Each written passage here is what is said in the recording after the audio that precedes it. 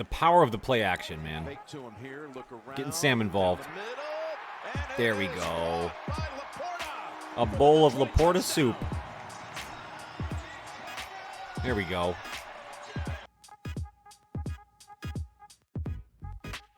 Lions are looking to run the win streak to 11 games, but are the injuries becoming too much on defense? While the Packers are hoping for revenge in Motown and looking to stay in the mix for an NFC North division title. Welcome back to the channel. I am your host, Johnny Gaz. Thank you for returning for another video. These teams are going back-to-back Thursdays. The 11-1 Lions will take on the 9-3 Packers. Week 14 Thursday night football. Kickoff is at 8:15 on Prime. Let's go through my full game preview. We'll start with the headlines and storylines from this week. We'll talk about the key matchups and the X factors from this game, and I'll tell you what the difference in this matchup will be. Make sure to stick around. At the end, I'll give my final score and prediction. Let's go. These two teams met in Week 9 on a wet and windy night in Lambeau Field. The Lions came out victorious, 24-14, really controlling that matchup from start to finish, highlighted by a pick six by Kirby Joseph off of Jordan Love, which really sealed that game and put it in the Lions' favor. Let's start by going through the headlines and storylines for this Week 14 matchup in Motown. Let's start on the Lions side of things. Of course, they're coming off of the Thanksgiving Day victory where they eked out a win over the Chicago Bears. That game highlighted by the end-of-game clock management by former head coach Matt Eberflus. But I think we have to start with the injuries. The Lions have an obscene amount of defensive injuries. The amount of players on injured reserve is really getting out of hand. They are now having to piecemeal a defense to move forward here in the latter stages of this 2024 NFL season. I just came off a video, The State of the Lions, where we outlined the current roster and depth chart for the Lions. Let's go through some of the current injuries and really what will affect this game Week 14 against the Packers. On top of all the players they already had on injured reserve, this last week they've added their linebacker Malcolm Rodriguez, who suffered the ACL injury. He also has been added to injured reserve. Mekhi Wingo, their defensive lineman, he had a knee injury last week. He also was added to season-ending injured reserve. Offensive lineman Taylor Decker appears to will miss a second game in a row. He did not practice both Monday and Tuesday of this week. He is suffering with an MCL injury. With the shortened week, I believe the Lions' plan will be to sit him one more and look to play him in Week 15. On top of that, defensive lineman DJ Reader, who really had a career day for the Lions on Thanksgiving Day, is suffering a shoulder injury. He has not practiced all week long, but has been determined questionable at this time. That would be a huge loss for the Lions, as their interior defensive line has really been holding it together for them. So again, we'll have to see what his status will be as we get closer to game time. Lions may also be without two other defensive linemen for this game against the Packers. Levi Onwuzurike with a hamstring, as well as Josh Paschal with a knee. Both have not practiced all week and are considered doubtful for this Thursday night football game. On the opposite end, on the positive side, Carlton Davis, who was suffering a knee injury, he was a full participant in practice on Tuesday, along with Emmanuel Mosley, who was a last-minute scratch from the Thanksgiving Day game because of a hamstring issue. He is now back to full health and full practice this week, and does appear he'll be ready to play against the Packers. And due to these injuries, the Lions made several roster moves this week, making several additions in an effort to supplement their defense to move forward here. And they will ask these guys most likely to play here on a short week of practice in Week 14. Lions added linebacker Quan Alexander, as well as defensive lineman Jonah Williams and Miles Adams. But in the surprise move of the week, the Lions also added safety/linebacker, former Seattle Seahawk, New York Jet, and most recently with the Tennessee Titans, Jamal Adams. Jamal Adams spoke with Detroit reporters this week and expressed his excitement in joining the Lions team midway through the season on their Super Bowl run. He was really waiting back, working out, trying to stay in shape, hoping that a contender would call on him, and that is exactly what happened.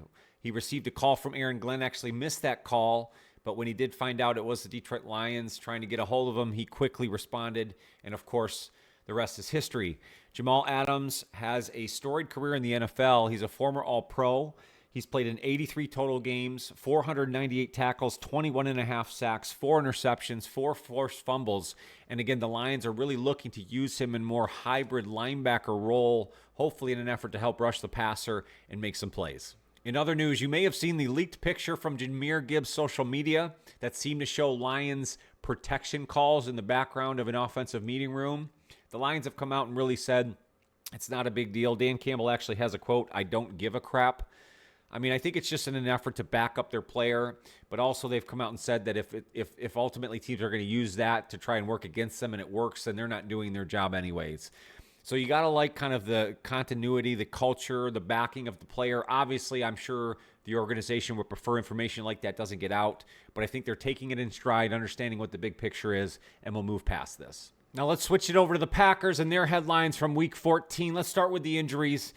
No practice this week for Corey Ballantyne, the cornerback, with a knee, both Monday and Tuesday, as well as Edgerrin Cooper, the linebacker. Monday and Tuesday, no practice, both considered questionable for Week 14 against the Lions. Elkin Jenkins, their left guard, was suffering with a knee injury. He came back to practice on a limited basis on Tuesday as is considered probable. And keep in mind, they're already without tackle Jordan Morgan, who was placed on injured reserve. We're also monitoring injuries to Romeo Doubs, the wide receiver, who is under concussion protocol. They are looking for his final clearance. Right now, he's considered probable, but we'll have to monitor that, as well as cornerback Jair Alexander, who suffered the knee injury. He was limited practice both Monday and Tuesday and is considered questionable. Now, Josh Jacobs, their running back, was also limited in practice Monday with a calf. He looks like he will be a full go, but it is something we'll want to keep our eyes on here as we move forward. Packers safety Xavier McKinney is having a fantastic year. He's now moved to 7 interceptions, and he leads all free safeties in Pro Bowl voting. In other news, Packers legend Sterling Sharp and former head coach Mike Holmgren are finalists for the 2025 class for the Hall of Fame.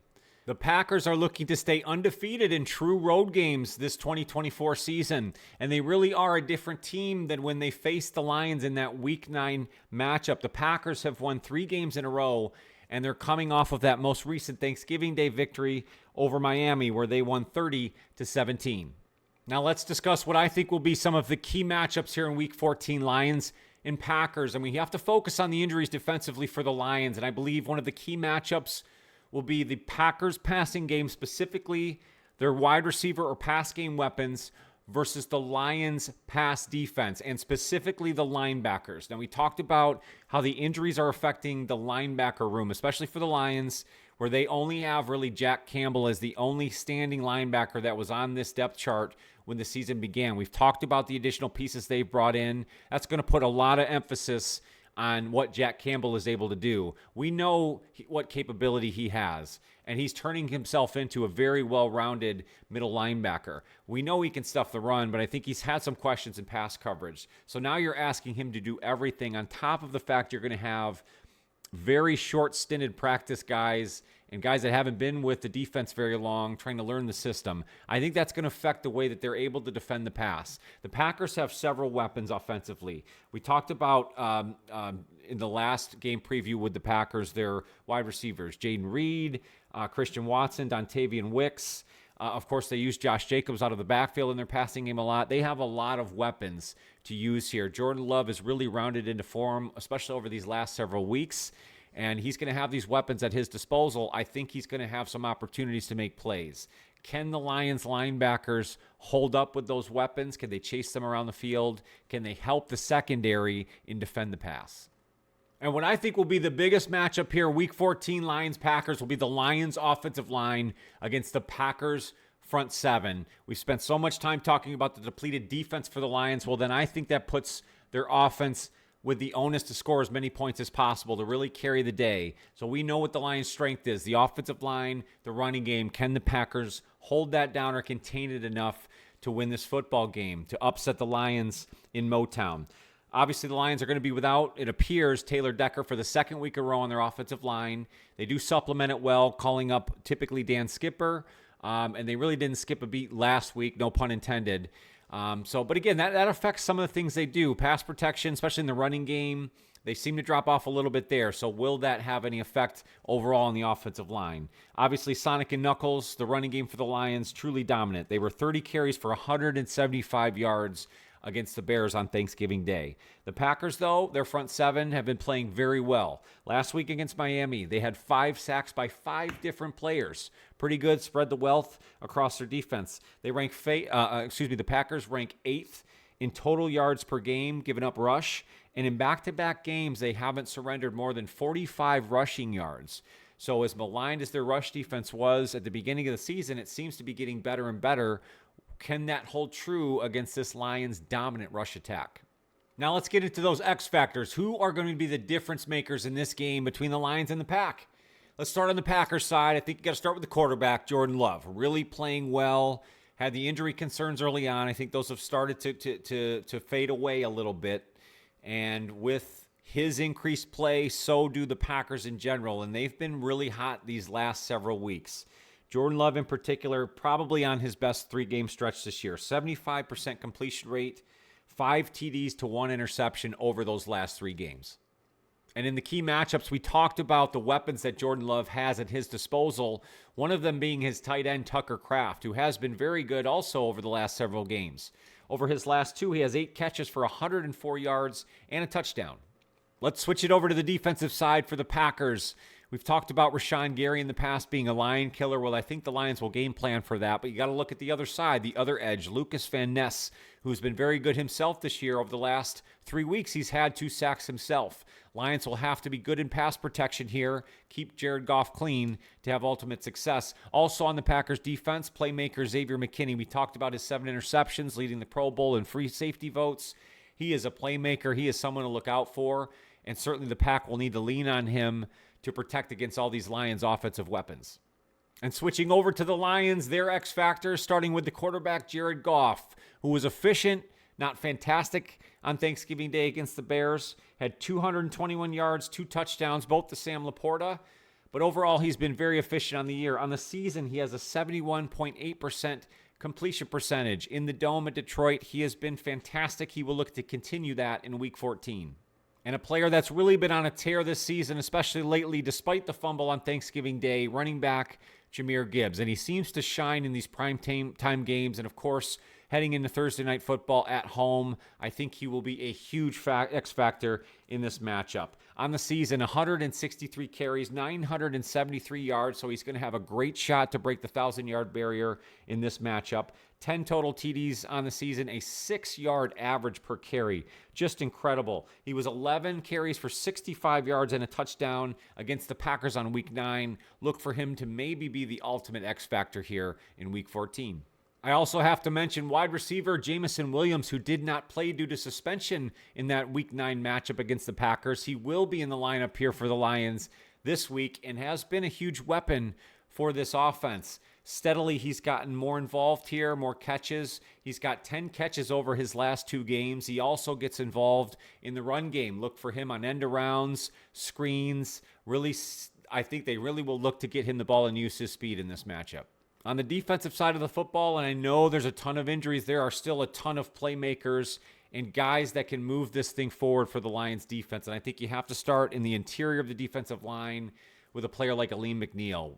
We talked about DJ Reader, his success on Thanksgiving, but he now may be out of this matchup with a shoulder injury. Even if he is able to play, it sounds like it will be on a very limited basis, which will put more emphasis on Aleem McNeil. And he's been very good this season. Lions re-signed him to the big contract in the offseason. He's been everything plus so far in 2024. Right now in the season, he's carrying 23 tackles. He's got 3.5 sacks, 1 forced fumble. He's truly a force on the interior, and they are going to need to lean on him to continue to create that pressure, hold up their defensive run game, and I think he's up to the task.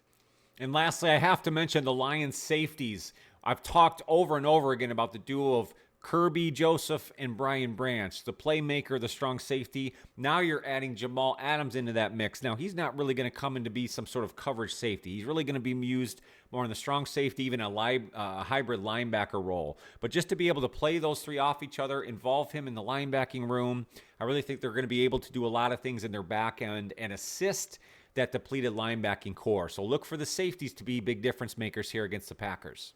The difference in this pivotal NFC North game between Lions and Packers in Week 14 will be the Lions' offense stepping on the gas. The Lions have the best offense in the NFL, the best offensive line, the best running back duo, fantastic wide receiver weapons, tight ends, the most efficient quarterback in all of the NFL currently.